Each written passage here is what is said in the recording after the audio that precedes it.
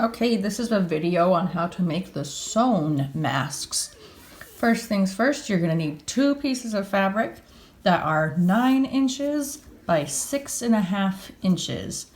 You want opposite colors or different colors so people can tell which side is the front and which side has been next to their face.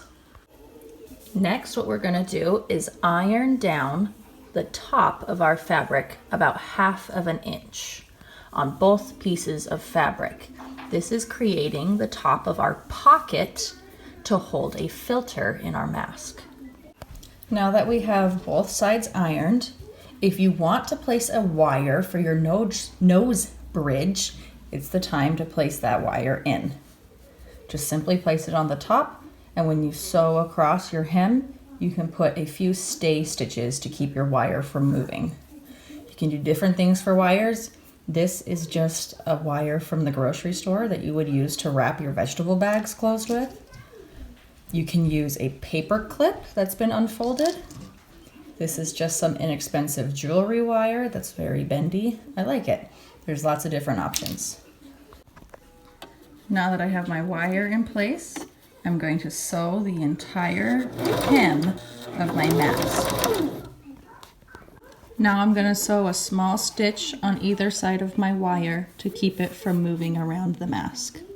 Now that both pieces of our fabric have been hemmed, we need to place them pretty sides together. So if you have 2 pieces of fabric that has decorations, make sure the decorations are facing each other. Now it's time to add the elastic. If you don't have elastic, there are some different options. With this, I have just taken a 1-inch piece of elastic and cut it in half vertically, which has given me smaller elastic, which can go around my ears. If you don't have elastic, you can also take an old t-shirt, cut it into about 1.5 to 2-inch wide strips, pull them tight, and that creates a somewhat elasticized band. If you don't have the options to use elastic, you can also use bias tape to use as a tie around your ears. They recommend to use about a 7-inch long piece of elastic. Here's my piece. It's about 7 inches, give or take. Take your elastic and place it in the corners of your fabric. Then take your top piece, fold it over, and pin your elastic down. When you're pinning your elastic down, it's important to make sure that you don't have your elastic twisted. This will cause irritation on your ears. And pin it in the corner. Repeat on the other side. Now that my elastic has been pinned down on all 4 corners, I'm going to sew the sides, the bottom, and the other side together, leaving the part that we've hemmed open. So just sew side, bottom, side. When I'm sewing my corners, I like to backstitch to secure the elastic. Now that all of the sides except for our hemmed have been sewn, we can flip it right side out. Iron your mask so the edges are nice and crisp, and then fold your mask in half and iron again.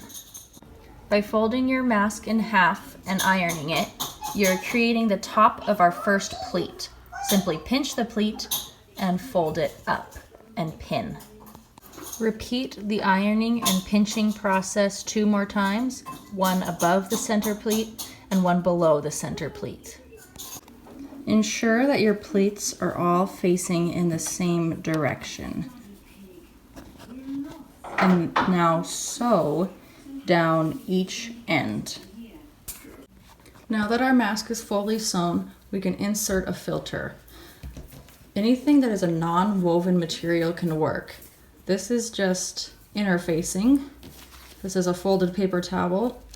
Or if you have a non-used medical mask, you can use that as well as a filter and prolong the life of your medical mask. Place the filter in your mask. Give it a little tug to replace the pleating, then you're good to go.